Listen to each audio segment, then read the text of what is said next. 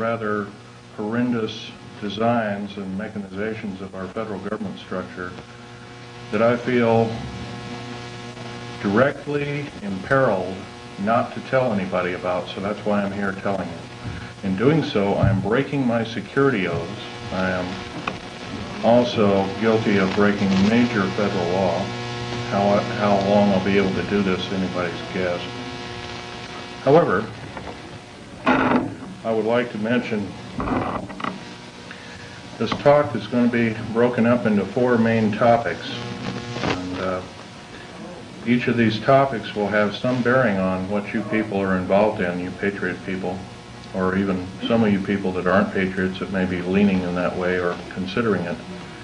I want you to know these United States are a beautiful place. I've traveled in over 70 countries, and I cannot remember any country that has the beauty as well as the magnificence of its people like these United States. Give you an overview of basically what I am. I started off, went through engineering school, which half of my schooling was in the field. I built up a reputation for being a geological engineer as well as a structural engineer with both military and aerospace applications. I have helped build 2 main concern bases within these United States that have some significance as far as what is it called the New World Order. Number 1 is Dulce, New Mexico. I was involved in 1979 in a horrendous firefight with alien human type, whatever you want to call them. And I was one of the survivors. I'm probably the only talking survivor you'll ever hear. 2 other survivors are under close guard somewhere in these United States. One is not in very good shape. He's living in Canada. So I'm about the only one around that knows the firefight, that knows all the detailed files of the entire operation. 66 Secret Service agents, FBI and the like, Black Berets died in that firefight. I was there. Number 1, part of what I'm going to tell you is going to be very shocking. Part of what I'm going to tell you is probably going to be very unbelievable. So if instead of putting on your glasses, I'll ask you to put your skepticals on rather than your spectacles. But please feel free to do your own homework. I know the Freedom of Information Act isn't much to go on, but unfortunately it's basically the best we've got. Your local law library and your nearest law university is a good place to look for congressional records.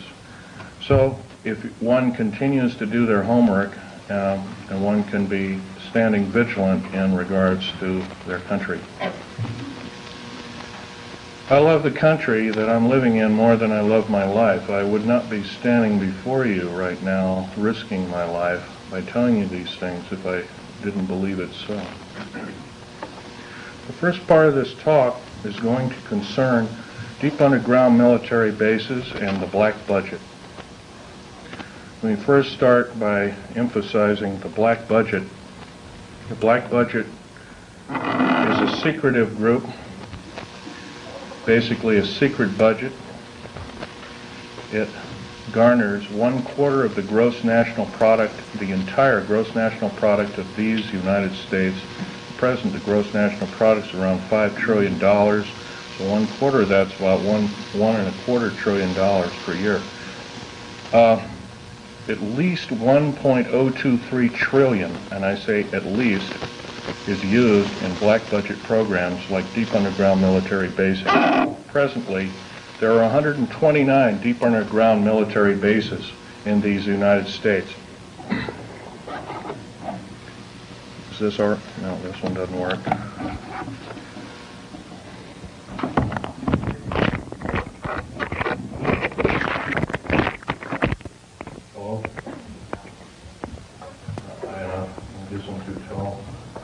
Anyway, of these 129 bases, they've been building them day and night unceasingly since the early 40s. Some of them were built even earlier than that. These bases comprise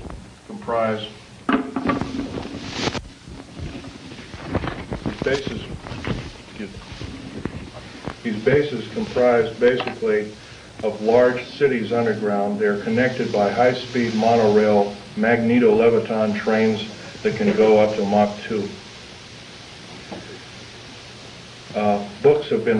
Several books recently have been written about this activity, all of which is verifiable through bibliography. I think Al Bielek will, unfortunately, Al Bielek has my only copy is Al Bielek here, by the way? Al Bielek? Yes, please do. Richard Sauder's book, he's a PhD architect, and he alone also is risking his life by talking about this. He worked with a number of government agencies on deep underground military bases. Okay, there are 129 of these in these United States. In and around where you live, in Idaho, there are 11 of them. It's a very large number. The average depth of each base is roughly a mile deep. They are basic whole cities hollowed out underground. They are somewhere between 2 2/3 cubic miles and 4 1/4 cubic miles hollowed out underground. You might ask how this is done. Well, right now they have laser drilling machines that can drill a tunnel 7 miles in one day. Obviously, we the public know how expensive this is going. We're not told about this. So unfortunately, I don't believe these things. The black projects, as we know them, sidestep Congress, which is illegal. Right now, the New World Order is depending upon these bases, and if I'd known it was the New World Order involved, I wouldn't have had anything to do with them. I was lied to rather extensively. So. Basically, the technology as we know it for every calendar year that goes by, every 12-month calendar year, the military technology increases about 44.5 years. This is why it's easy to understand that back in 1943 they were able to create through vacuum tube technology, a ship that literally disappeared from one place and reappeared 400 miles later in another place. My father, Phil Schneider, there's an interesting story about him. He fought on both sides of the war. He was originally a U-boat captain. He was captured. He was captured by the French. He was turned over to the United States Army. He was turned over to the United States Navy. He was repatriated here to Cocoa Beach, Florida, and Fort Lauderdale, and taken up to Philadelphia Navy Yard thereafter. And he was a master machinist as well as an MD doctor. He later became an MD doctor. He never did anything with it. But basically, he was involved with different kinds of concerns, such as A-bomb and H-bomb and Philadelphia experiment and these other kinds of projects. His groundwork, he invented a camera, a high-speed camera that took pictures of the first atomic tests in Bikini Island on 12th of July 1946, to which I have original photographs of, which show unidentified flying objects fleeing the bomb site at a high rate of speed. Bikini Island at the time was infested with the things in various depths of its waters. The natives always saw them. The natives had problems with their cattle, basically pigs is what they raised, and other things. Though this story has never come out, this is basically what happened.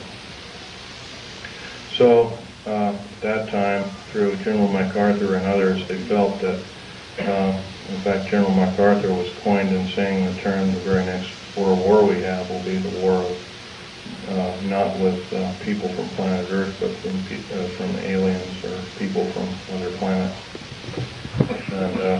this man was, if we hadn't had him during World War II, we wouldn't be here today. Anyway, my father had laid the groundwork with theoreticians about Philadelphia experiment and other experiments. What does that have to do with me? Other than the fact of that, all I can say is that if it wasn't for, see, he never told us kids this, and he kind of kept it secret until a couple of weeks before he died. I kind of regretfully say that. I don't agree with what he did on the other side of the pond in Nazi Germany, but I'll tell you one thing.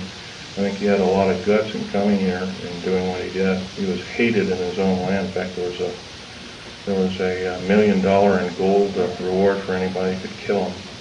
Just bring the picture back of the dead person, and it never happened. Anyway, back to topic number one is dumb bases or deep underground military bases. We've been basically lied to, folks. We've been lied to a long time. Number one, the alien question. Nobody really knows the truth. We've been ruined by Madison Avenue has painted a very unrealistic picture of what's going on with outer space aliens and the inside of government, especially at Groom Lake. This particular facility, the hat shows, this wasn't the original insignia. This is kind of like a local fish wrapper type insignia. The original insignia had a skunk on it because I was part of the infamous skunk words. So anyway, this particular base originally is housed up to 117 live alien critters, or whatever you want to call them. Right now, it's not housing much of anything. Most of the stealth hardware has been removed. They moved it over to Kirtland Air Force Base. First of all, I want to tell you about aliens and the alien agenda. Back in 1954, under the Eisenhower administration, the federal government decided to circumvent the Constitution of the United States and form a treaty outside of the borders of the United States, within the borders of the United States, basically a treaty from entities outside of the borders of the United States, and it was supposed to be secret. It was called the Greada 1954 Treaty, G-R-E-A-T-A, Greada 1954 Treaty. That basically said that the aliens could take a few cows and test their implanting techniques on a few human beings, but they had to give detailed lists of the people involved, etc., etc. Slowly but surely, the outer space aliens slowly altered the bargain until they decided they wouldn't go by it at all. And back in 1979, this was a reality. The firefight occurred kind of quite by accident. I was involved in, we were building an addition to the deep underground military base at Del State, New Mexico, which, by the way, is probably the United States' deepest base. It goes down 7 levels over 2.5 miles deep. But at that particular time, we had drilled 4 distinct holes in the desert ground, and we were going to link them together with shape charge explosives. And then we were going to basically blow out large sections at a time. Well, when I was my job at that time was to go down in these holes, gather rock samples, check them for their particularity or particle count, give a detailed account of what kind of chemical explosive or plastic explosive to use, and we'll go from there. As I was headed down there, to my total surprise, we found ourselves amidst a large cavern that was already full of outer space aliens, otherwise known as large graves. I was petrified, as most people might be. The only thing I could think of doing at the time was shooting at them. I killed 2 of them, but by the time I could reload and refire at that time, I had a Walter PPK pistol. was an engineer, so I didn't feel I had to carry a gun underground. And I always carried this particular one. It's nice and small, and it's quite effective. But anyway, I killed a couple of these things. And at that time, there was several other groups of people down there. It's about 30 people total, and 30 to almost 40 more came down there, and they all got killed.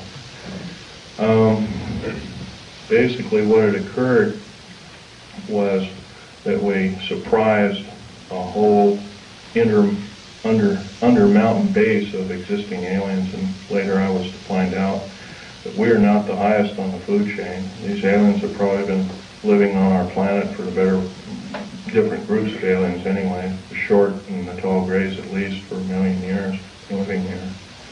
And this could explain a lot of the theory behind the ancient theory of ancient astronauts and these other kinds of things like that. Might also explain the bloodthirstiness of different kinds of native populaces like the Aztecs, etc., Olmecs and whatnot. Anyway, I got shot basically here, and their kind of weapon wasn't really a gun-like thing. It was kind of like a box that they had on their body that they could manipulate. And it burned a hole in me, and it split my ribs apart, and kind of gory and all that kind of stuff. But anyway, it also gave me a high dose of rather nasty cobalt radiation. And I have cancer to this day. It's probably a result of it, although I can't prove that. Okay, the second part of my talk is topic number 2, and includes basically how this all occurred.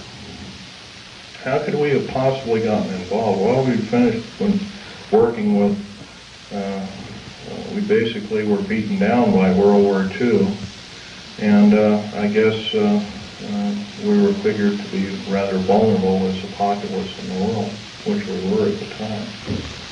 And I'm sure this is probably why we at our weakest point later found out to be vulnerable indeed, and so we were basically attacked. And of course, I think some of us, how many people here are familiar with the crash at Aztec, New Mexico? Raise your hand. Okay, in 1947, sometime in July of 1947, there was a large crash of a flying saucer. I believe it had 7 or 8 alien critters, or whatever you want to call them, aliens in them. 1 survived, and I believe 6 or 7 were, I don't know the whole story about the whole thing. And one of the artifacts I have here on the table is when I was a young child. I was about 14 at the time. I had a friend of my father was Sir Johnny Rawlins. He had a British Naval Intelligence, and I asked him if I could have a piece of metal of this crashed disc, and my father protested violently. But anyway, Johnny Rawlins said, "Sure, I can give you a little piece," and he gave me a little piece. I've had them in my collection ever since. That was kind of like the small start of a collection. But other than that, UFOs really wasn't my bag until I started work at Area 51, which is in the Nellis Air Force Base north of Las Vegas, Nevada. Going back in 1979 in a firefight, it took me about 2.5 years to recuperate, enough that I could go back to work. But I did. I survived. I went back to work through Morrison Knudsen at EG&G and Bechtel and Page and Page and other construction outfits at the time. Anyway, at Area 51, they were testing all kinds of very peculiar spacecraft. I think you're also, how many people here, for instance, are familiar with Bob Lazar's story? Good. That's a good group indeed. I'd suggest more of you buy his, or obtain his tape, or borrow his tape, and read some of the publications. He was a physicist who worked at Los Alamos National Laboratory, at Area 51, trying to decipher what was the propulsion factor of basically these alien spacecraft, these discs and other kinds of type of craft. So, but there's another thing I want to talk to you about other than all this stuff about deep underground military basing that might be effective. We're all basically here as kind of like a captive audience, except that we're all worried about the strange activity of our federal government. I'm very worried about it. They've stonewalled senators. They've lied to the public. They refuse to tell the truth in regards to the alien matters.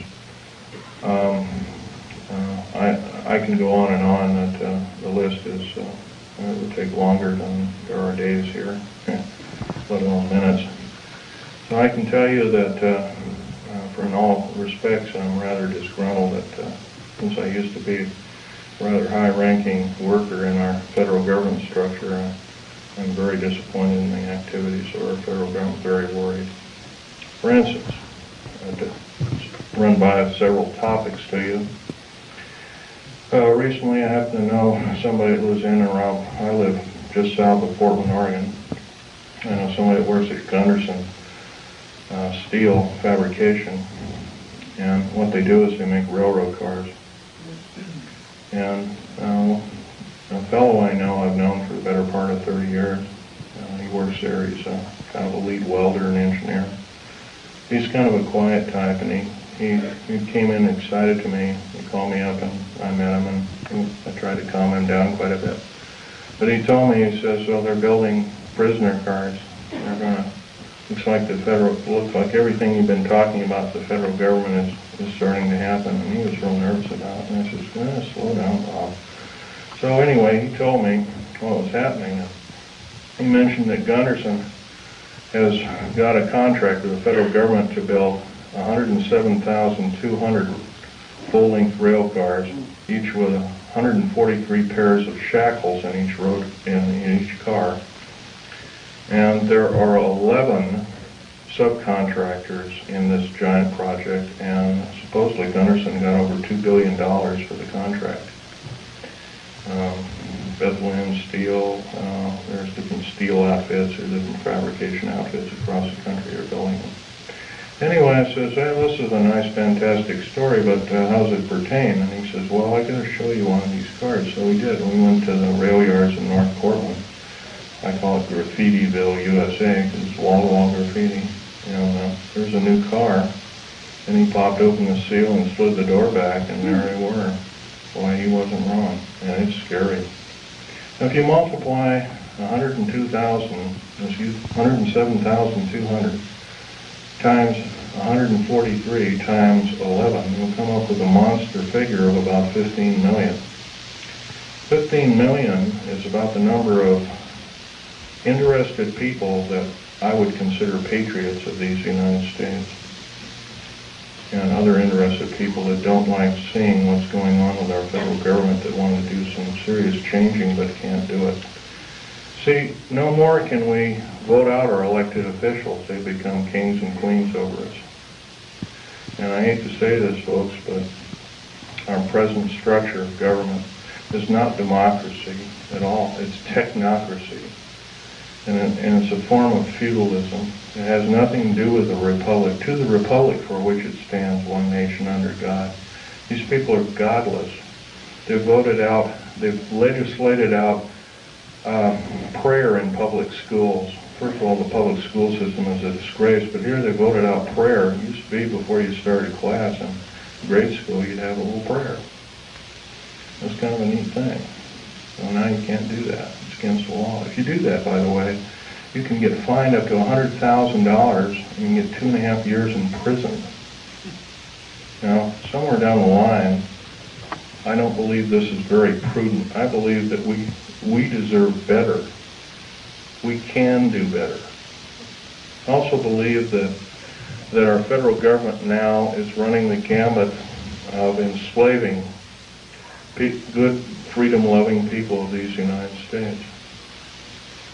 I love these United States more in my life. That's why I'm talking about this to many people as I can find. I'm not a very good speaker, but I can tell you, I'll keep shooting my mouth off until somebody puts a bullet in me, because I'll tell you, it's worth it to talk to a group like this or any other group about the atrocities of our federal government structure. Now, that's only one problem. There are other problems. How about the deep underground military bases I've been talking about? I'm going to show you a number of things that I've collected here as kind of statistics, and just bear with me here. I'll drop the mic here.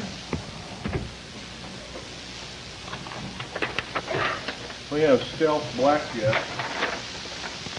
and here are the different code names for them. There's 29 prototypes, different prototypes presently.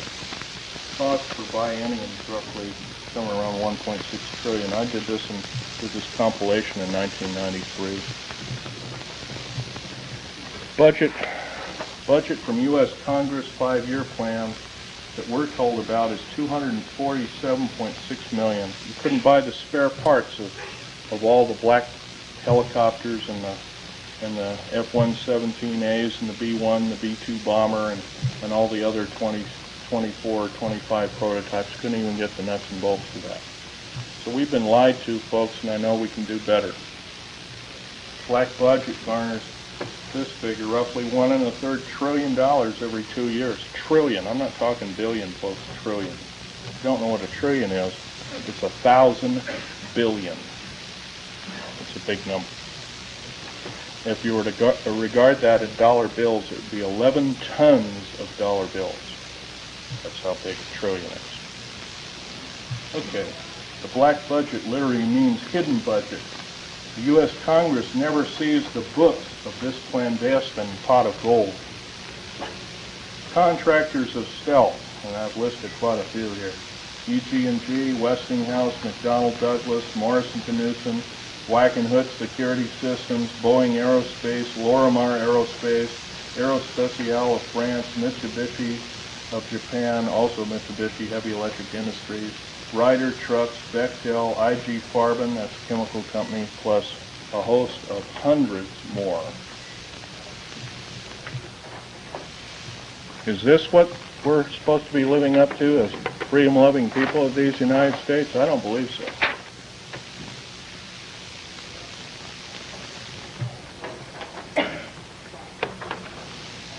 Still, 68% of the U.S. military budget is directly or indirectly affected by the black budget. Star Wars, otherwise nicknamed Star Wars, Strategic Defense Initiative,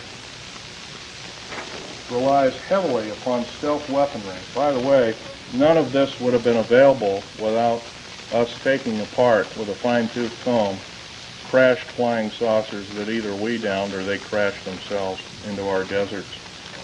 None. All these materials on the table, some of which are formed by our space shuttle, by the way, you might ask, what's it shuttling? Well, it's shuttling large ingots of metal that are used, that are specially milled down. First of all, they're milled in the confines of outer space. Most of these metals cannot be produced on the planet. They need a near vacuum of outer space for their production. That's what we're shuttling. We're not even, folks, we're not even getting any semblance of what I'd call pablum. We're not being told anything close to the truth. I believe our government officials have sold us down the drain, lock, stock, and barrel. And by the way, up until several weeks ago, I was employed in the United States government with a Rhyolite 38 clearance factor, one of the highest in the world. Excuse me, questions later. Microphone, we can't hear you. Can't hear me? Okay. Well, anyway, this microphone is, I'm a tall person, this microphone doesn't get up any further and it's kind of hurting me. Anyway, another thing about Strategic Defense Initiative. I believe it's there to prevent alien attack upon planet Earth. It has nothing to do with the Cold War. As we have seen, the Cold War was a total farce.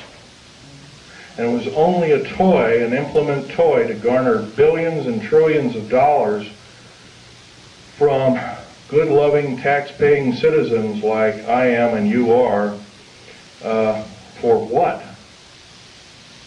I don't mind a defense initiative against attack from, if it be from a real threat, but I sure hate to be lied to about there being this kind of communism and that kind of communism, and when we all find out the whole thing has been planned lock, stock, and barrel for the last 75 years by an intergovernmental group, I guess then we kind of know which side the bread is buttered on. Anyway, here's another piece of information for you folks. The DEA, ATF, Drug Enforcement Agency, Alcohol, Tobacco, and Firearms, these agencies rely upon stealth tactical weaponry for as much as 40% of its operations and budget. And remember, this is in 1993. The figures have gone up considerably since. The United Nations used American stealth aircraft for over 28% of its collective worldwide operations from 1990 to 1992, and that's taken for the Center for Strategic Studies and United Nations Report 392.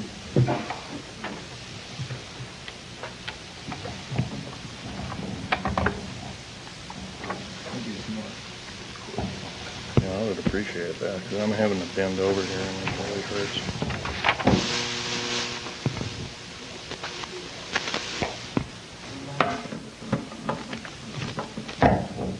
Oh, thank you very much. The Guardians of Stealth. There are over 3 distinct classifications of special police used to guard one of our most well-kept secrets. Number 1, this is the most disturbing of all.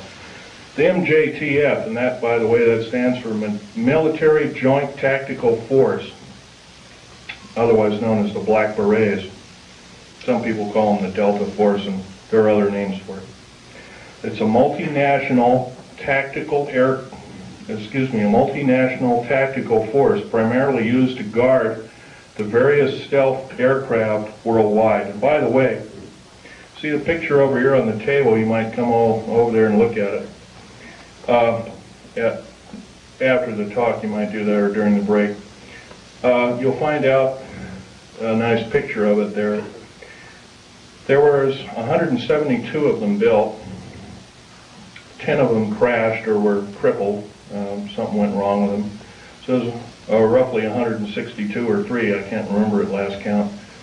We gave them away, the federal government gave them away. Bill Clinton signed them away about 6 weeks ago to the United Nations. Is this what we are paying our hard-earned tax money to do, folks? No, I don't believe so, and I know we can do better. And I actually believe, I'm not advocating the overthrow of any government. I don't believe in such for the main reason. The number 1, it always kills the wrong folks. But I believe if I have the chance to tell people about these atrocities, I think that there will be some serious letter writing, if not letter writing, some serious conscientious voting done in the very near future on various elected government officials, if not the whole category of elected government officials. Case in point I might want to mention is our local, please ask the questions later if you don't mind. Our local government officials have also kind of labeled us a bunch of rubes and morons, and I think we can expect a lot better than that.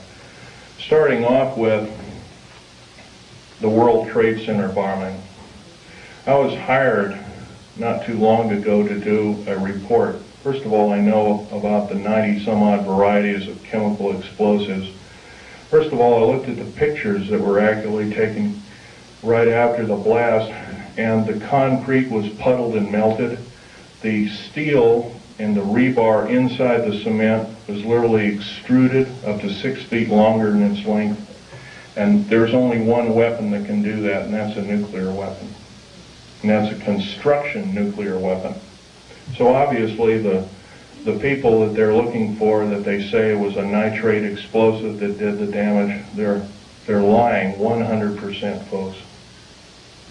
The people they have in custody probably didn't do the crime.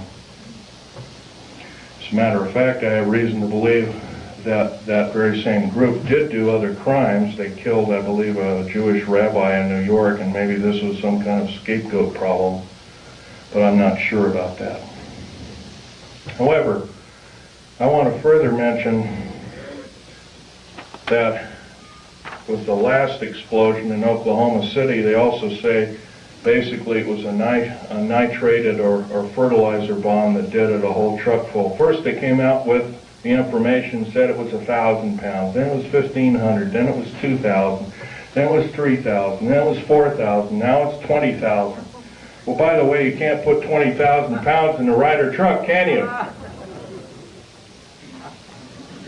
Now,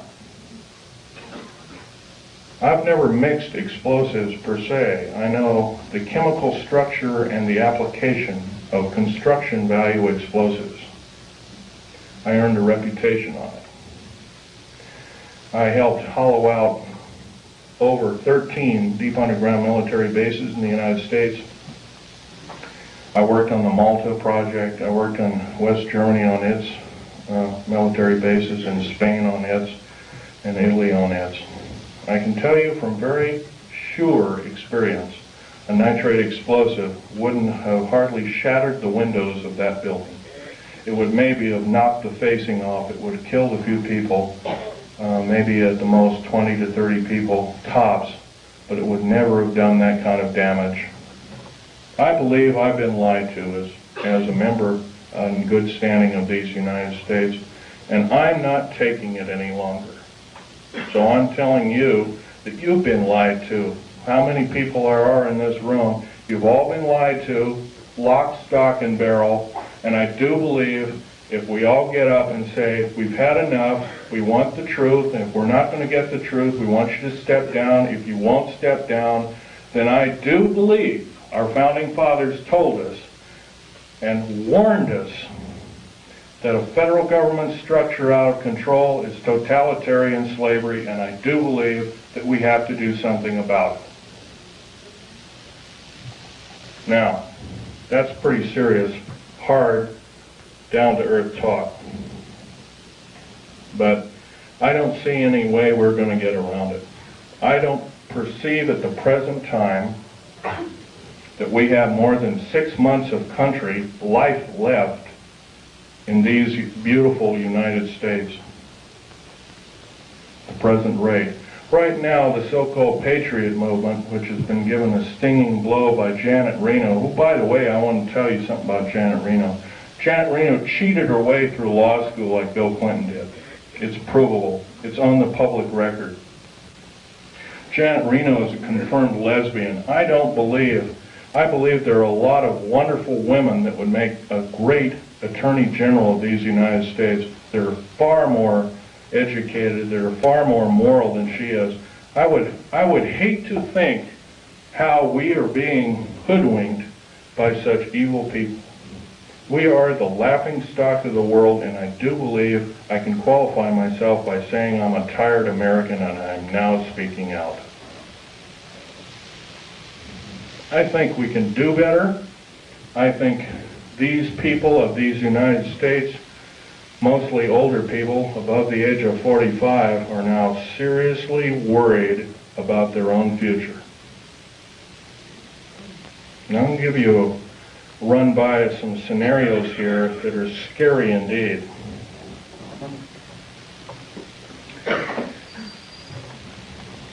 The United Nations is a world dictatorship body, period, plain and simple. It is housed in the United States. By the way, some years ago there was an interesting thing that happened. The United Nations sent the Uncle Sam, in quote Uncle Sam, a bill for $8 billion. So the Uncle Sam, the federal government, sent the United Nations a bill for $200 billion. They haven't paid one nickel of rent on prime real estate in New York City. They have special trains that shuttle all these diplomats around. One of my best friend's wives and her 2 little boys was killed by a drunken diplomat from Kuwait, who, by the way, our law, by the way, has no effect.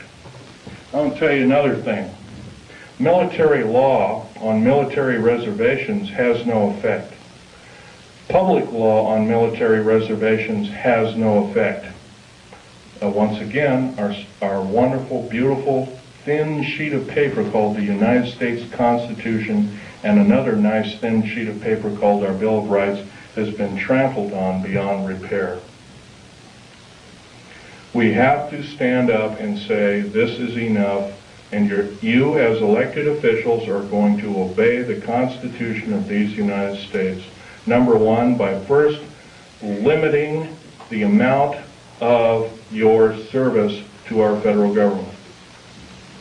Like one term. One ping only, as the Navy would say, one ping only. By the way, one term is plenty. Because if you're an evil person, one term you can do a lot of harm. If you're a good person, you can do a lot of good. Two ways of looking at it. Our elected government officials have sidestepped the whole thing and says, well, with so-called contract of America. Let me run this scenario by you, folks. Contract of America is the exact terminology that Adolf Hitler used to subvert his people in 1931. I believe we're not of that same caliber. I believe we can do better. Another thing, the contract with America is a last-ditch effort by our federal government structure to tear away the Constitution of these United States and the Declaration and the Bill of Rights. A Declaration and a Bill of Rights, rather.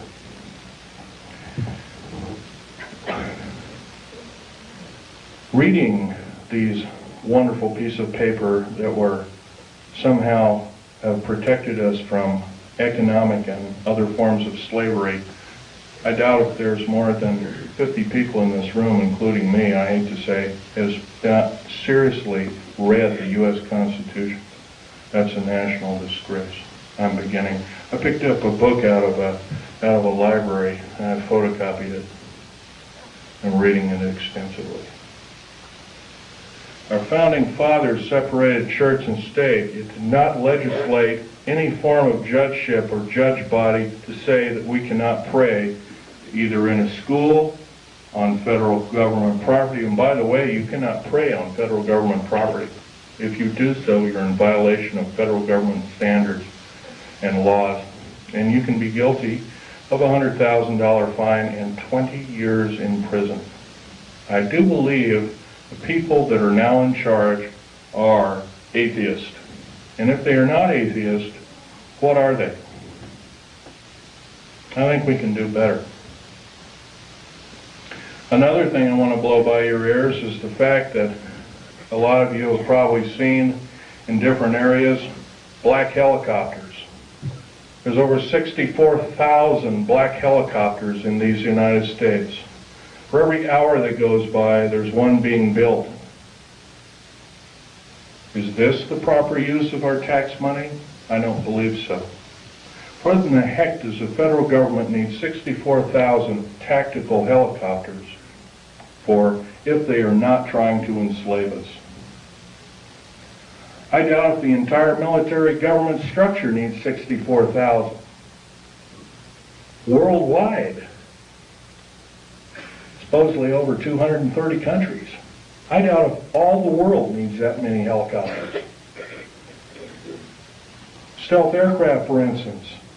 The F-117A, there's 157 of the son of a guns going around. You know their sole purpose is? They're all loaded with LIDAR, L-I-D-A-R, and SEER, computer-enhanced imaging radar. They can fly over your house. They can see you walking from room to room. They can tell if you've got an old antique rifle on your mantelpiece. They can see objects in the house with a variation, limit and capability of 1 inch to 30,000 miles. That's how accurate this is. Is this the proper use of our tax money? I would say not. Now, I worked in the federal government for a long time. I know exactly how these people handled their business.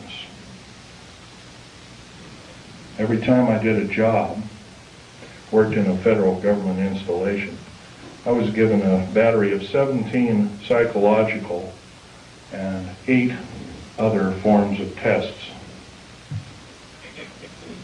First of all, we're supposed to be the militia, but somehow up jumps the Brady Bill and other evil bills like it.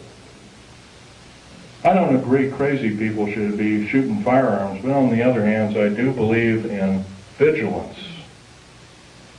And vigilance is guided by a good spirit who knows the difference between right and wrong, who loves God, who loves talking to God, regardless of what religion we are. And by the way, there's probably in this room, there's at least a dozen different kinds of religions. I might be wrong.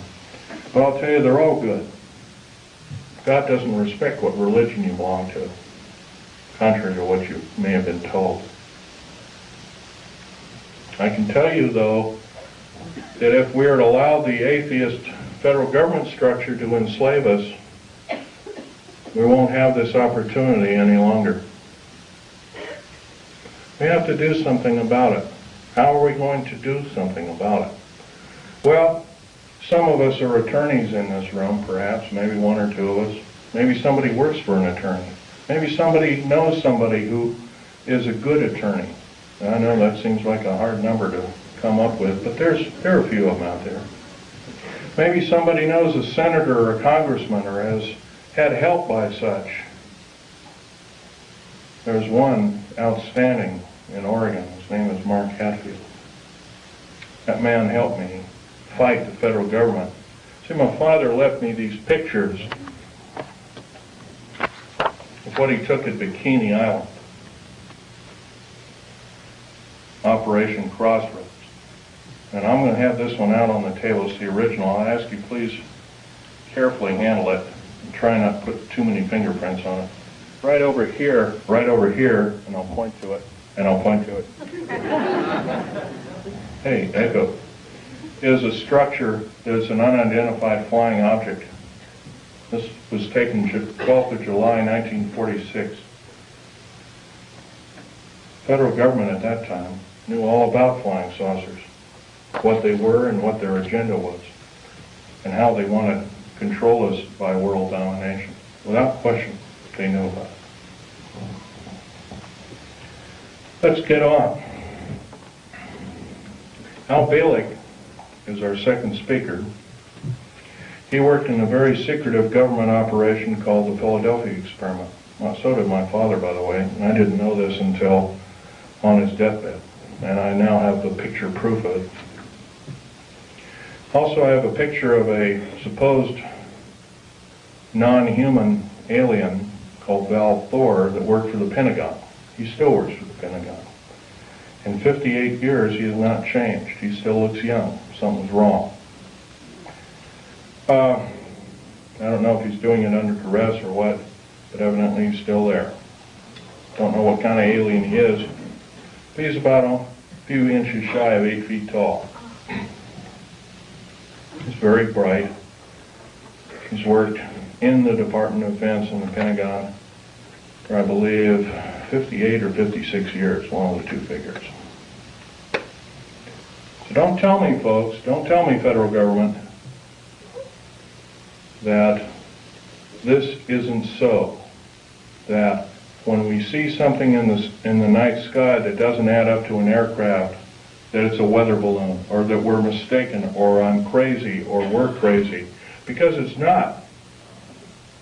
You've been lied to, you've been cheated, you've been stolen from, you've been cheated by your public officials, and I think it's time that we not only realize this, but it's time that other people form cells and start talking about this vigorously.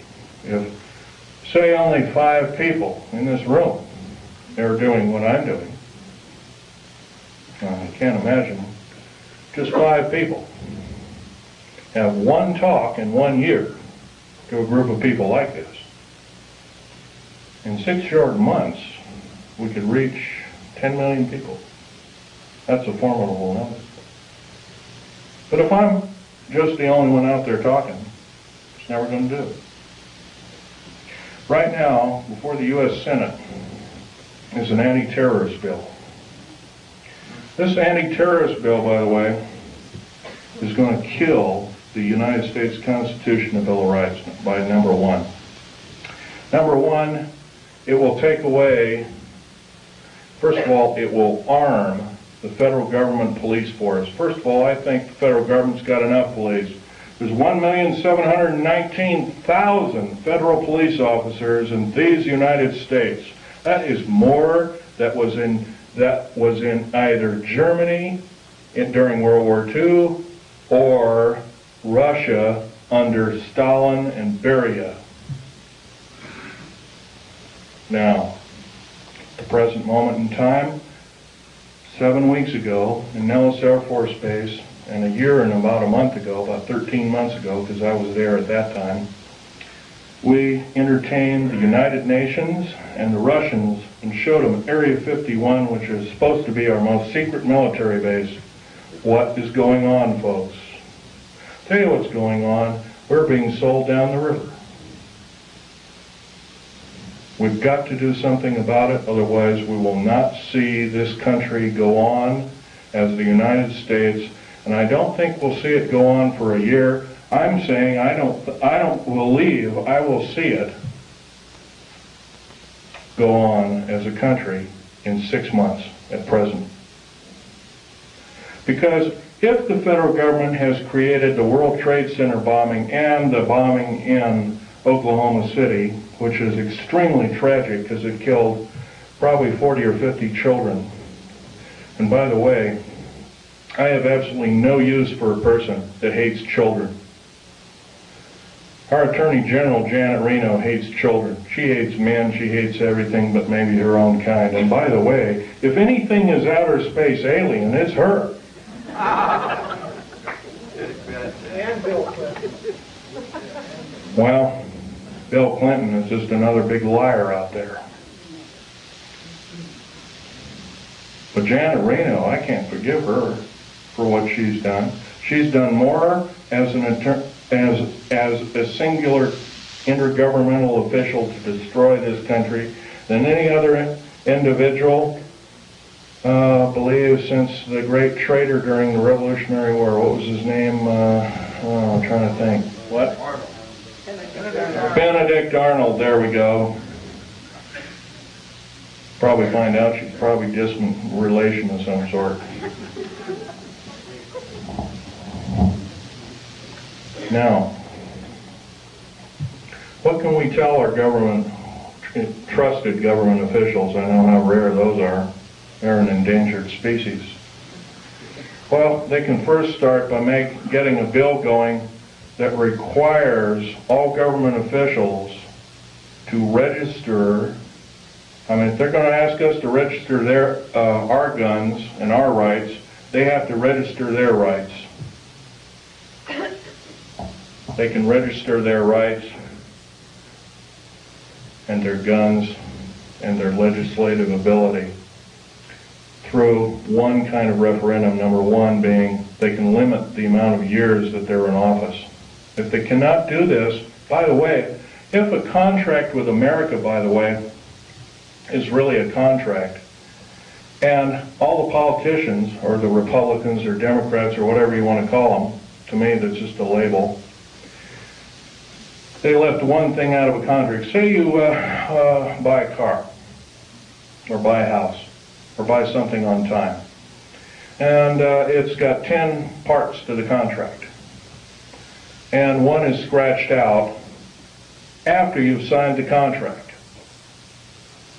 By the way, it's null and void. You don't owe anything. You may even be able to keep the property. By the way, the contract with America is not only illegal, but it's asking us to change the bargain. The only damn things that change the bargain are the damn outer space aliens, etc., etc., and evil people. I think we can do better than this.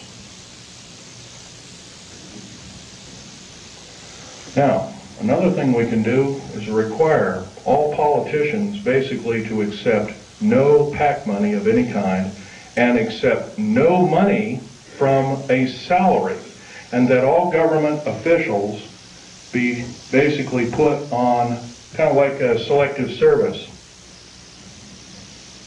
Everybody has to serve in some part of a government structure to some degree.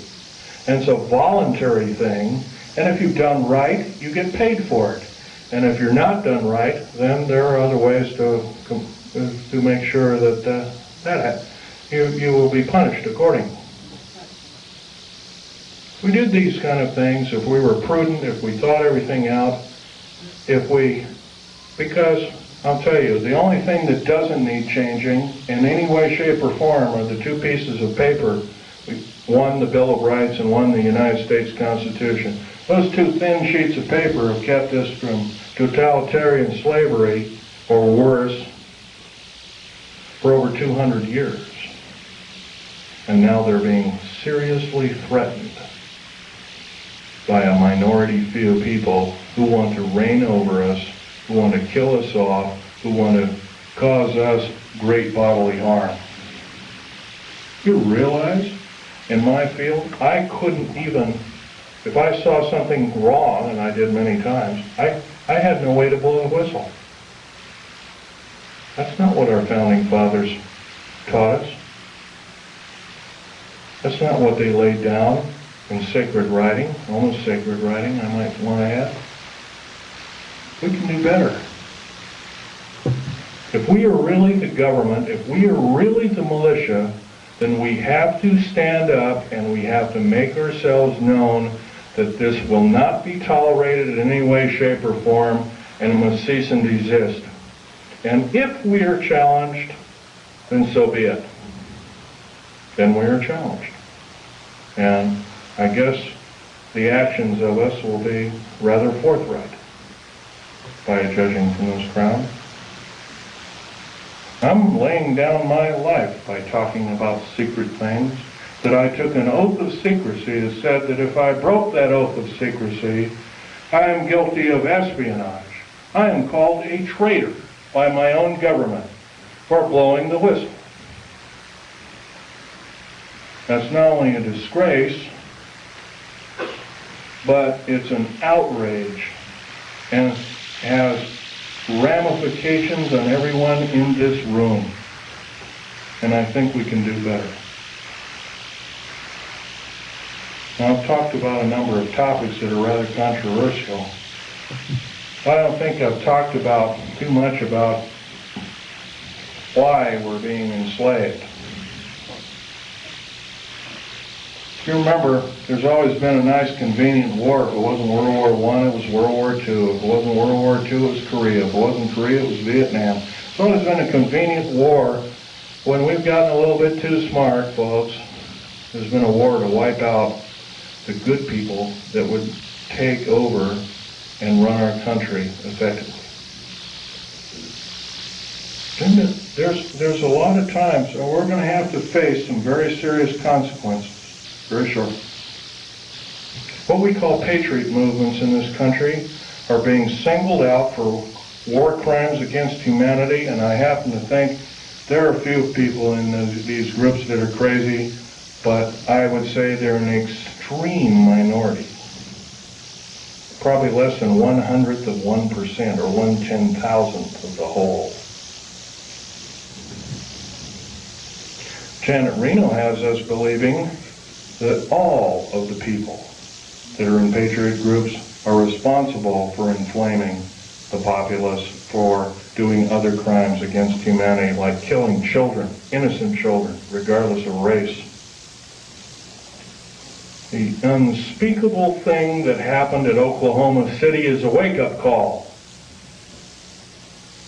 If we do nothing, if we decide to stuff our gut, to say, well, I don't have to do anything today, I can watch this show on TV or that show on TV. I don't have to talk about, I'll let Phil Schneider or Al Bielek or some other person talk, Bo Greitz or some other person talk about it. Let them do it. If we act this way, folks, we're not going to be around very long. If you got rights out there, you might as well start enjoying them like you've never enjoyed them before, because pretty soon we're not going to have them. We got the wonderful freedom of movement. Driving down the road, and you don't have to show your ID, but slowly that's changing. There's legislation right now in the United States Congress that any person that has worked for the federal government has to have special identification. It's illegal. It's an outrage. And I've already drawn the line, stamped and put my foot down, and I say enough is enough. I've had enough. And I think we can do better. I know we can do better. So I'm asking you, out of this entire group, how many 100 people there are? 150 or so? 5 of us. 5 small people gather together and start preaching the good things about America to whatever group size it is, as long as it's more than yourself. Try a group of, say, 10 or 15. I think most of us have 10 or 15 people we know, friends, whatnot. If 10 people did it in this room, we'd reach double that figure. We'd reach 20 million or more countrywide.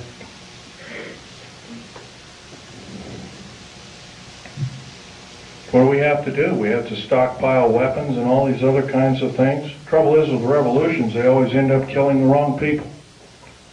Unfortunately, it's starting to look like that might have to be the only scenario to get these parasites off our back. And I'm telling you folks, they are parasites of the first water. They're only out for their own self-gain. And by they, I'm talking about your government officials. Not all of them. There are some that are good. There are some that are honest. There are some that are forthright, that love God, that love the Constitution, the Bill of Rights, and other wonderful works by our founding fathers. But they're few and far between. In the House of Representatives of the United States Senate, there is not one politician that is not an attorney. There is something wrong there, folks. During Abraham Lincoln's time, I know that's a long time ago, 130 years ago, roughly, it was an honor beyond medals and glory to serve in the United States Senate or in the House of Representatives. And there was actually only about 8 total senators and House of Representatives people that were attorneys. The rest of them were common folk like you and like me. But we've been led down the wrong path, folks. If we sit here and do nothing, we're not going to have any freedom. And it's not going to take very long. At this rate of speed and the way things are going, what's going to be the next scenario? Is it going to be another bombing somewhere? First there was a Trade Center bombing in New York City. Then it was middle, homegrown America killing children and innocent people on their way to work, whatnot. Elderly people in Social Security office and whatnot. How come the AARP isn't talking about the 61 older people that bit the dust in the Social Security office and the other federal government that was seeking? Some of them were in the Internal Revenue Service and other kinds of... By the way, that's another thing. The IRS, there's nothing legal about the IRS at all. By the way, do you realize, I was reading the Oregonian newspaper 10 days ago. President Clinton has authorized the U.S. Mint to print the new money. They've already printed about $3 billion of it. You travel overseas, you get this pink-looking thing with a picture of a president on it, and a similar thing that the insignia is a little off-center, done that way. On either side of this bill is a UPC stripe. No, sir. I don't believe in having the mark in my hand or in my forehead like the Bible taught me. But it's coming, folks, if we do nothing. It's coming as sure as I'm standing here telling it to you. And it's probably going to be here in less than 2 years if we do nothing.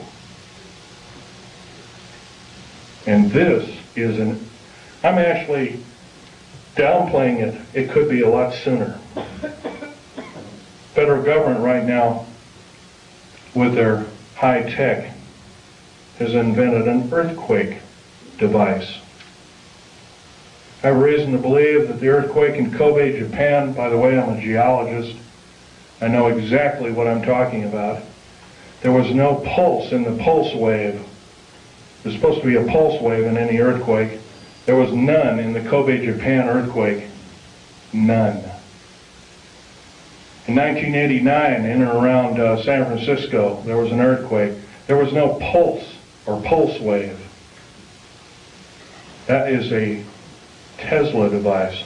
Nikola Tesla invented it, and he did it not out of evil, but he was trying to make a device that could be accurately used for construction and building of buildings and that kind of thing. It's been taken for evil, though, guaranteed. I want you to know that the black budget programs throughout these United States have subverted science as we know it. What's AIDS, for instance? I'll tell you what AIDS is. AIDS was invented by the National Ordnance Laboratory in Chicago, Illinois in 1972. It was a biological weapon to use against the people of these United States.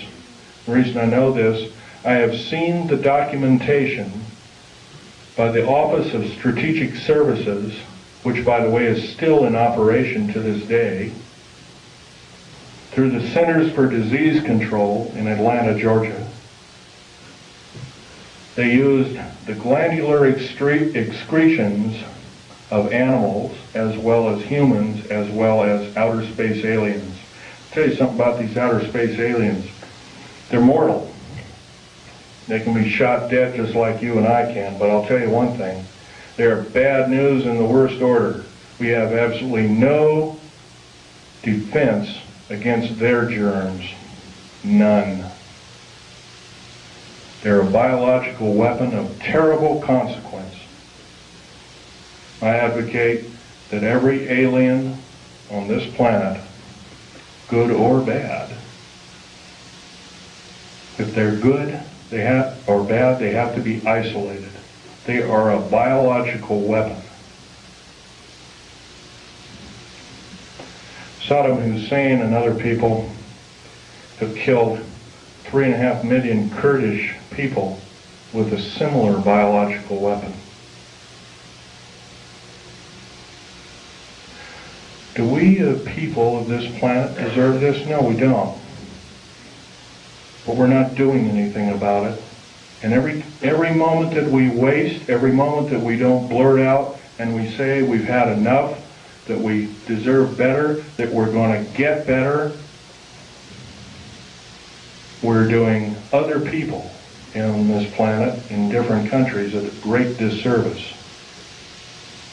Right now I'm dying of cancer related to work that I did for the federal government.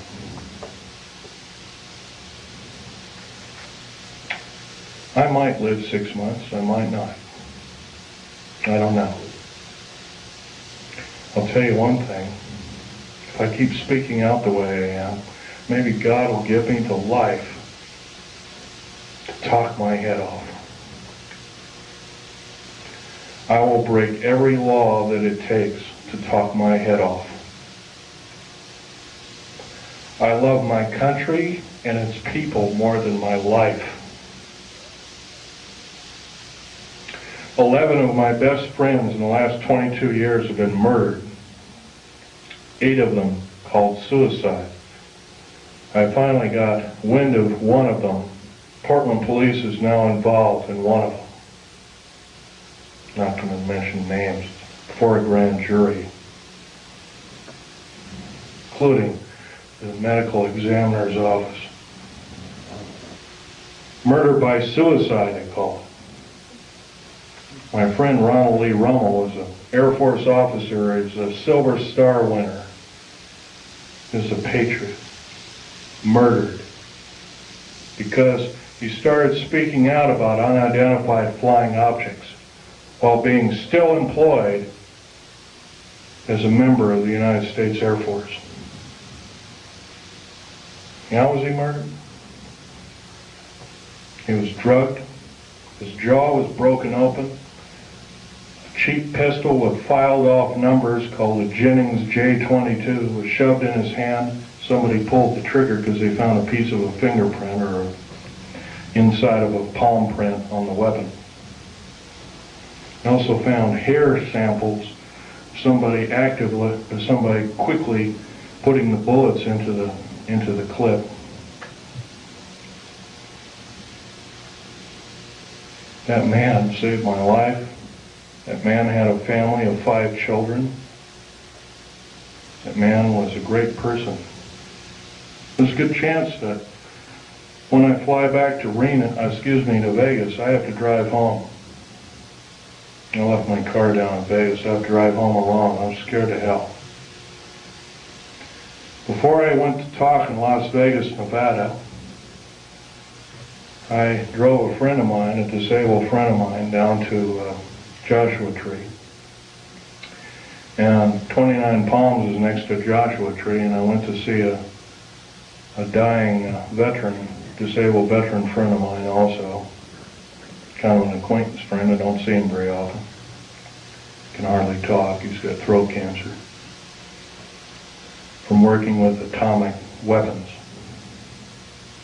Federal government didn't want to pay for it, so he married a nurse whose father has donated enough money to keep him alive for a little longer. Well, after seeing these 2 people, I drove up over the mountains. I had to drive around the mountains and up into them to get to Needles, California. It was followed by 2 government vans, E350 vans with G14 plates, each with a couple of occupants apiece. One had an Uzi. Ready, he was loading it, because I could see it through one of the windows. They zoomed by. I knew exactly what they were. I've already spoken out. I've spoken in 19 talks to present. I've probably reached 45,000 people.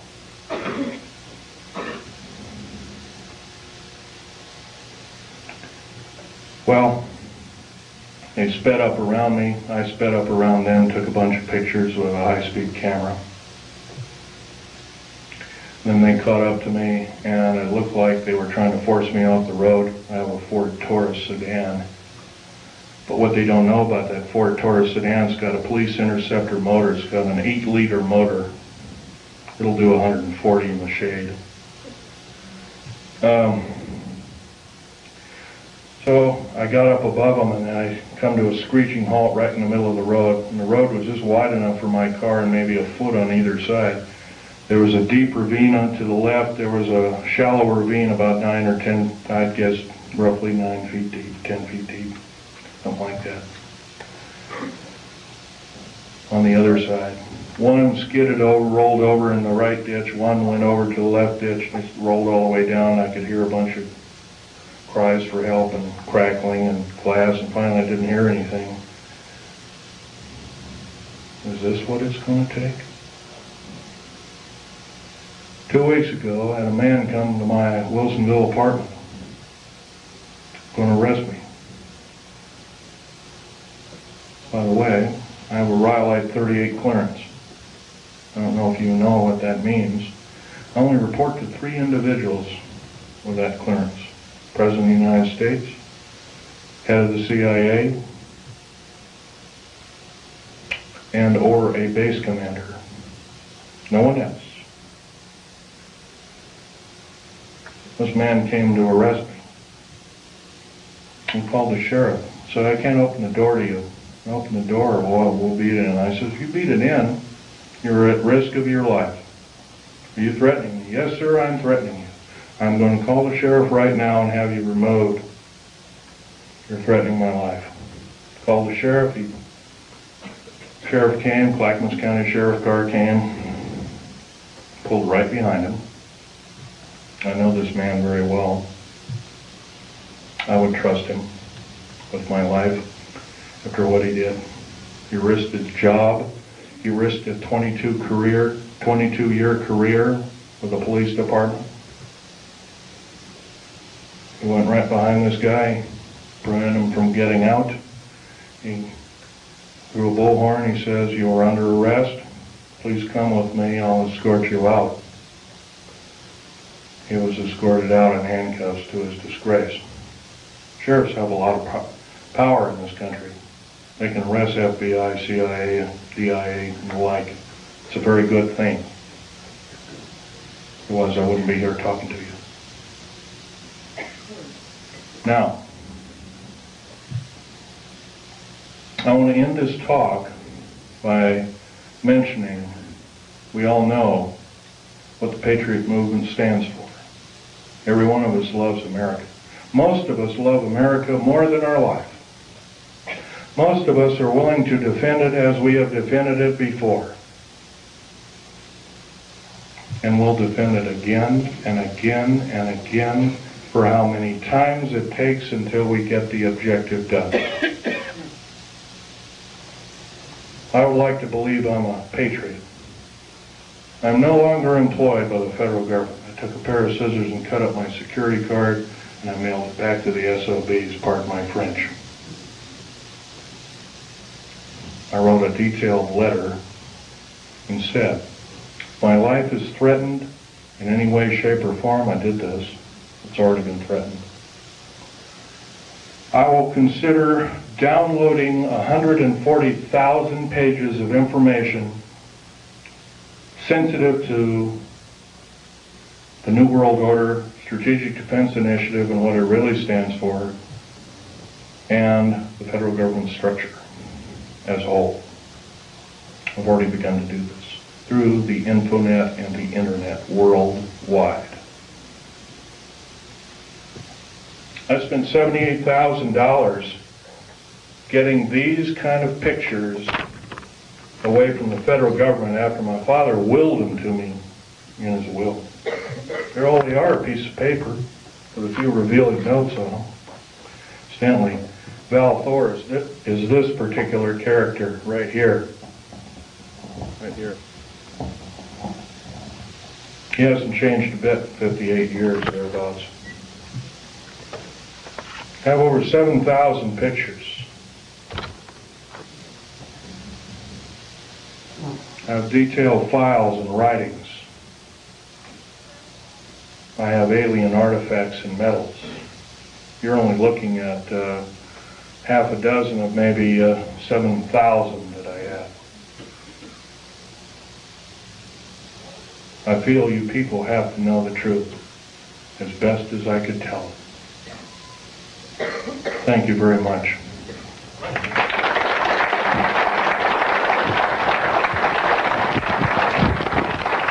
By the way, I might want to mention, if you want to look at these artifacts, try not to handle them, just look at them.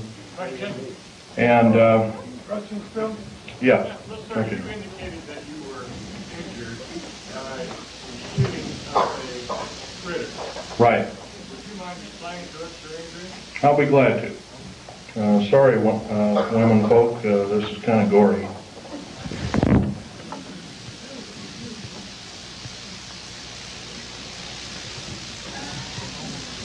What did you say it was that hit you? Okay. My legs are worse.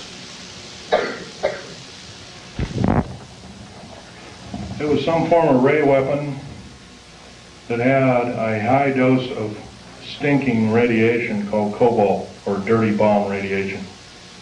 I remember the color of the beam. It was a light green, kind of like a light emerald green. Question? You know much about the reverse phase wave? No, I do not.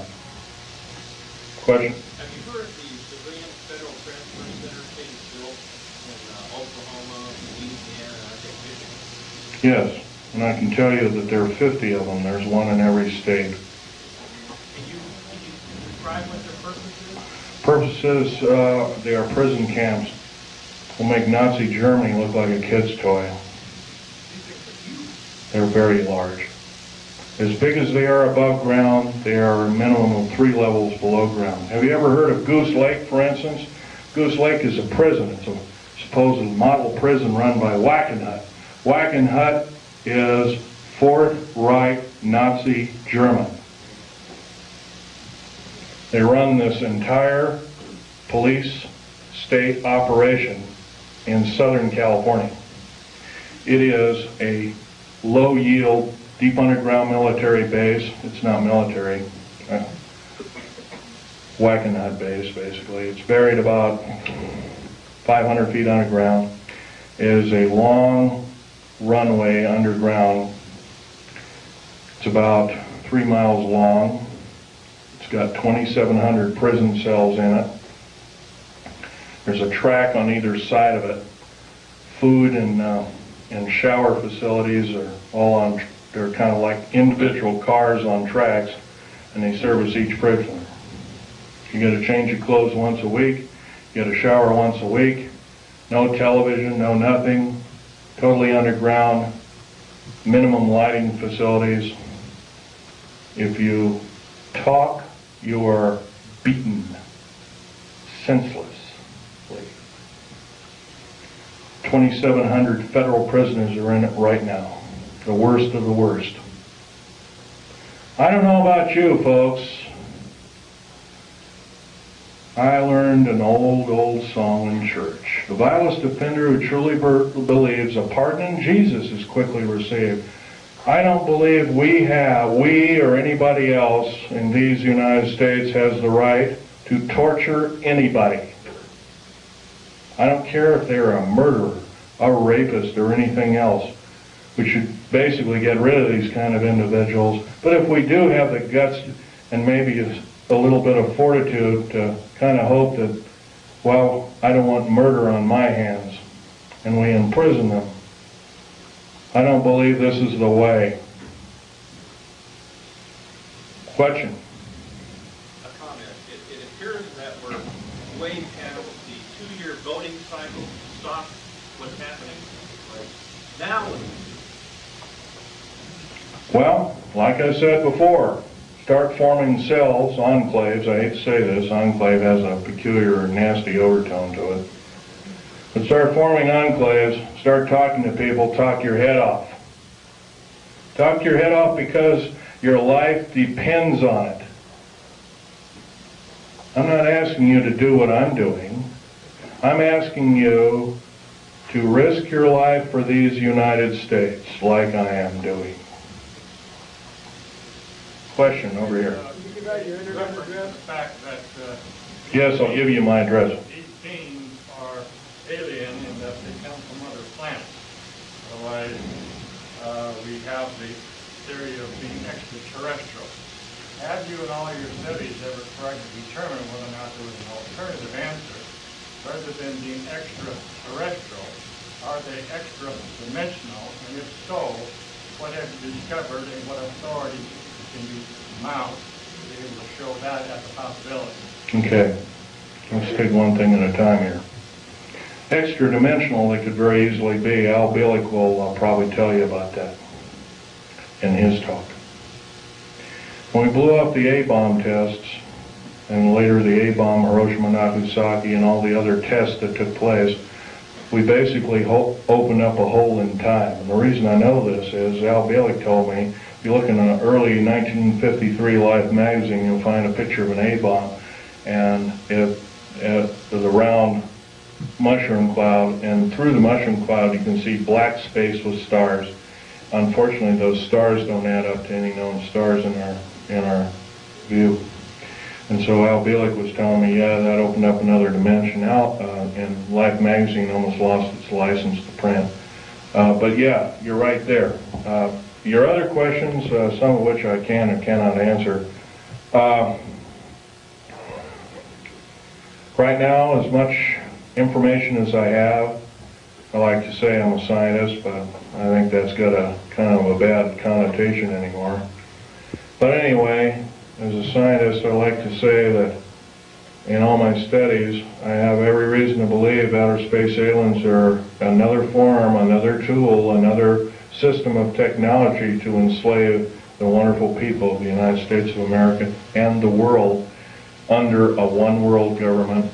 And this scenario occurred in Nazi Germany and is now occurring in the United States, and it's got to go. Otherwise, we're going to go. Next question over here. Now, what's the reason for the base? The underground? Pretty obviously, if you take all the 129 dumb bases, right now there's actually 131 of them. Take 129 or 131 dumb bases, 10% of them, roughly 14 of them, the largest. They're all cities underground. There's high-speed railways, magneto-leviton trains that attain Mach 2, and Al Bielek will tell you about this in his talk. He's seen them, actually been on one of them. I've seen the tunnels, I've never been on the train. He'll tell you that also that these can house great numbers of people. Well, I'll tell you exactly how many numbers of people. You could get a 106 million man standing army, fully equipped with all the food, water, and provisions for 2 years underground, or however long it took to suffer out a nuclear war or whatever kind of ugly scenario. And that would be enough to defeat anybody in the United States. By the way, there's no place to hide anymore. Black helicopters, and there's so many of them. Not just black ones, I'm talking about military helicopters in general too. They have detection devices.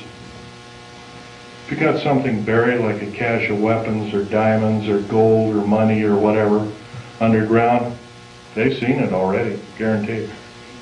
They can detect you in an airport. I'm going to blow this one by you too, because this is a nice little tidbit.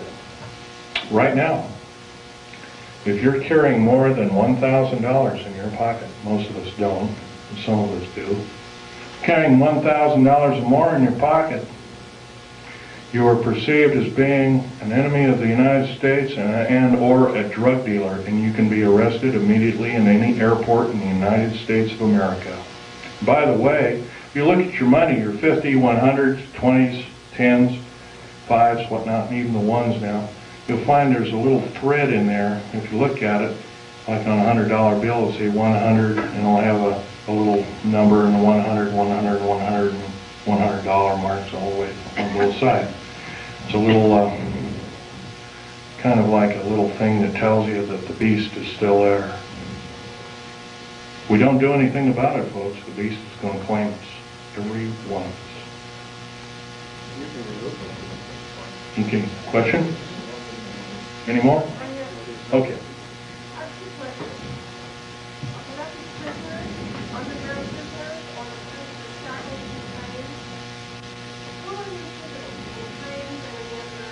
Okay, the underground prisoners right now, they're using the worst of the federal prisoners and the worst of, yeah, criminals. That's correct. And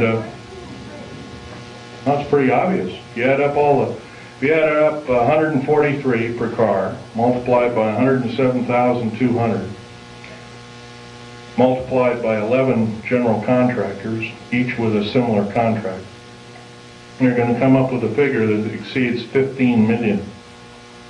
15 million is the number of patriots in America, number of concerned people in America, and also a number of people that could cause the federal government harm in America today, right now. And my second part is, are you saying that aliens are just I'm saying our federal government blew up Oklahoma without question. Clearly proven.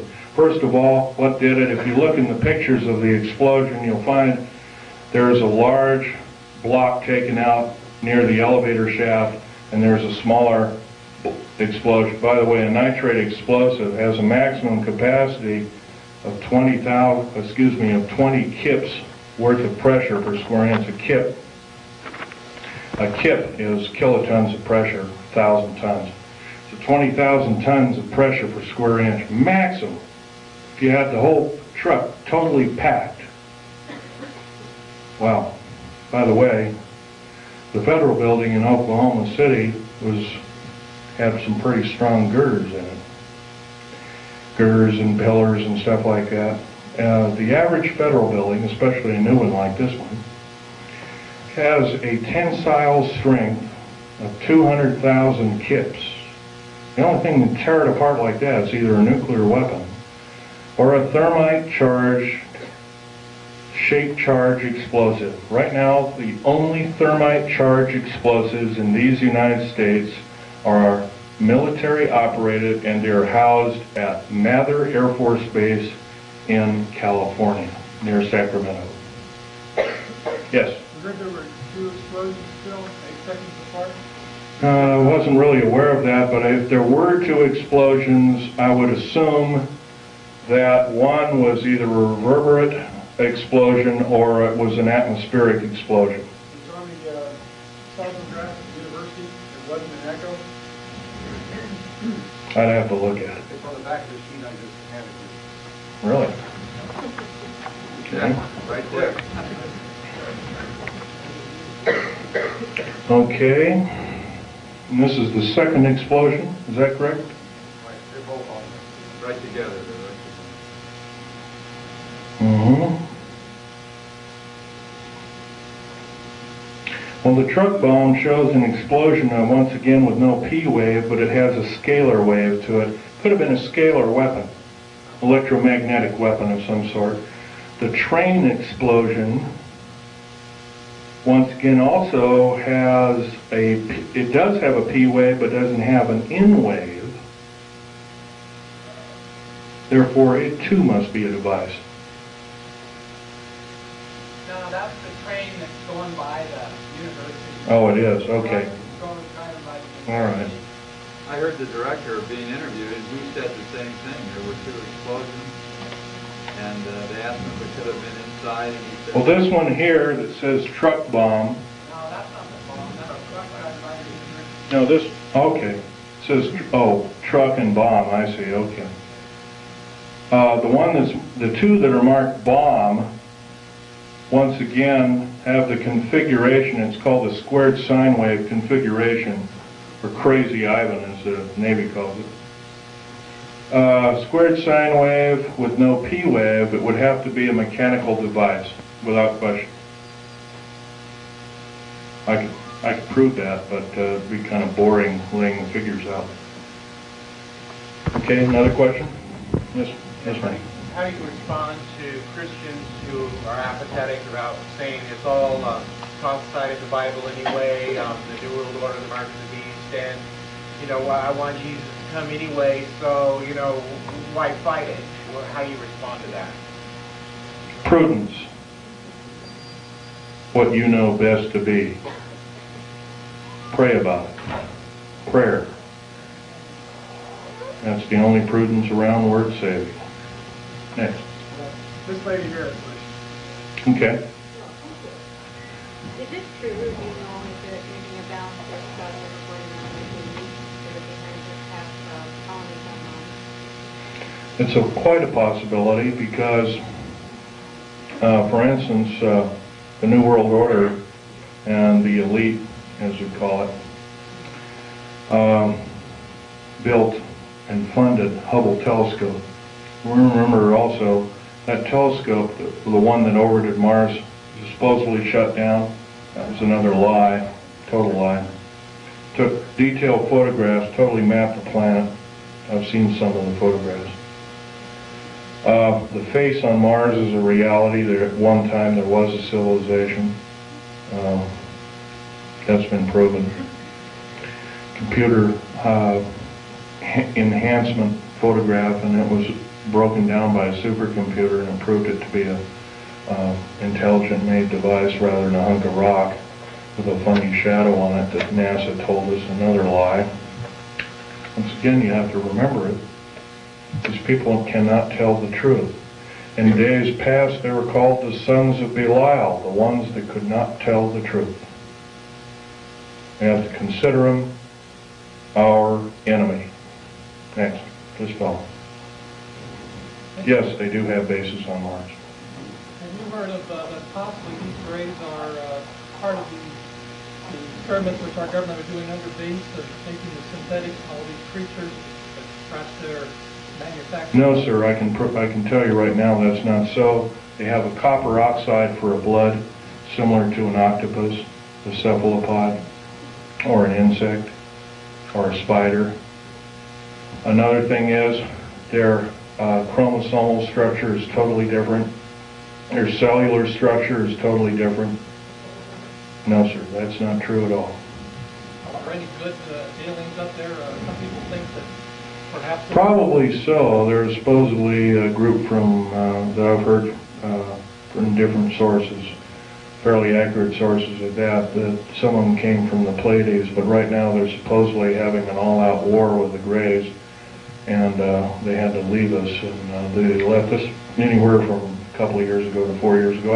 I haven't really studied that in. I've been talking about other things lately, so... Some people think they're here to rescue us if that whole thing blows up. Don't count on it. Question? Can you give out your internet address to access information you're downloading? No, sir, I cannot do that. You'll have to go through the internet and do it yourself. That would be giving myself away to the beast, and I can't do that. Question? Is it possible that this gentleman here in front here made a statement regarding the attitude of a lot of people who are Christians? Is it possible that you are taking a study called eschatology, end time phenomena, prophesied by Daniel, prophesied by Isaiah, subject to the Olivet Discourse, and subject to the book of Revelation. It does talk about kind of things that are going to come to judgment on the earth for Israel, the Antichrist, and those who are believers. Is it possible? These things will probably come to truth, come to pass.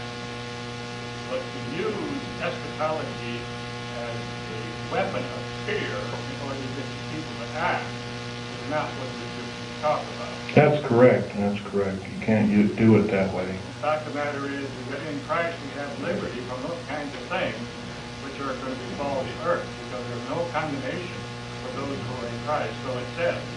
But to try to say that we are people who are subject to this condemnation is not a full understanding of eschatology. I would agree with your statement. There is one thing, though. I love America. I'm only one person. I'm only human. I can make mistakes. I'm not perfect. God is perfect, as much as I know. I will say one thing, though. Keep reading the Bible. It'll just make your heart purer and good. It'll also improve your prudence, and improve your state of mind overall. Would it be more profitable to get further into Christ and get further into ourselves? And let the world and all the good people in this country go to waste? No, sir, I cannot believe that, nor will I possibly ascribe to that in any way, shape, or form. Christ did not put us on this earth to die in a holocaust of fear from characteristic evil entities or people. No, sir, I cannot believe with that particular statement. I love Christ, but unfortunately I cannot believe that I can allow my fellow countrymen to go by the wayside. And I think actually it's a form of disinformation and government propaganda to believe it. Next. Yeah. Okay. Comment. The Idaho Constitution has a provision for the militia. All able-bodied men between 18 and 45 years old will serve in the militia. That's in the Idaho Constitution. Okay, I agree with it. In fact, I would extend it from the years of 18 years old to maybe your age, 70 or 75. I'm willing to do it. I'm past the age of 45. Sorry, I don't believe in age limits. If I live to be 100, I'd like to do it. Yes, sir. I'd like to give you a quotation from the Bible, Christ talking. It is Luke 19:27, and it says, "Bring those my people who do not want me to rule over them before me and slay them." And I always ask the people, does that mean love them to death? But the preachers don't preach it. And there's other quotations like that. Yes, I've read such quotations. If I'm wrong, I will stand slain by God. Stand convicted. Maybe I have already been convicted. Yes, sir. You tell us where the prison is in Idaho? Near Coeur d'Alene.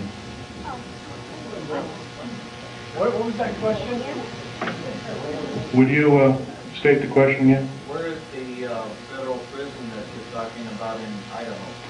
Well, there's several federal prisons. There's a new one being built near Coeur d'Alene, Idaho. I don't know. I've never been out there, but I heard it's on the east side of the town of Coeur d'Alene, Idaho. Whatever. Man with a red shirt way in the back there.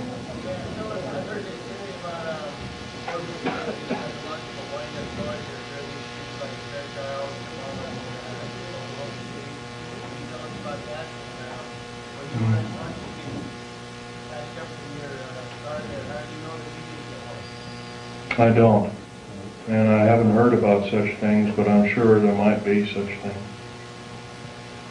There are things that were used against the Afghan people. There were things that looked like innocuous toys, and there were high explosives that killed a lot of people.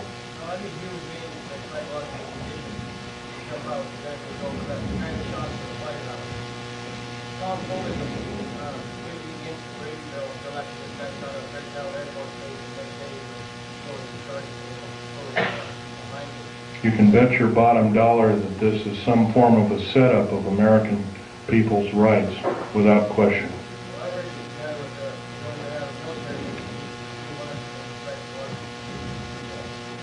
Yes, I believe that too. The U.S. Navy presently spends about 1/16 of the entire black budget allocated to them on psychological programming techniques through the RAND Corporation. Next question. This lady. Okay, I can only take one more question, so this way.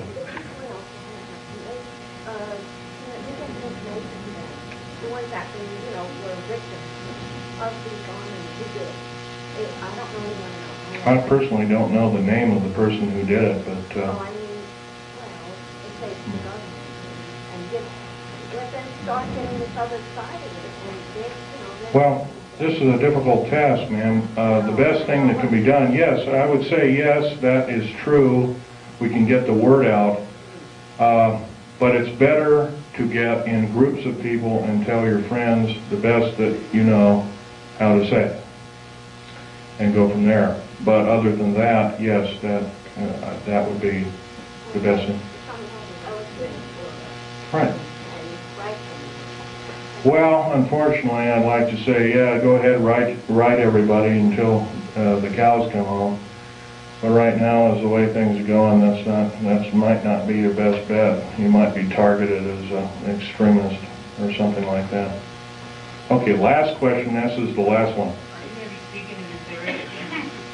I'll be more than happy to speak to any area at any time. Thank you.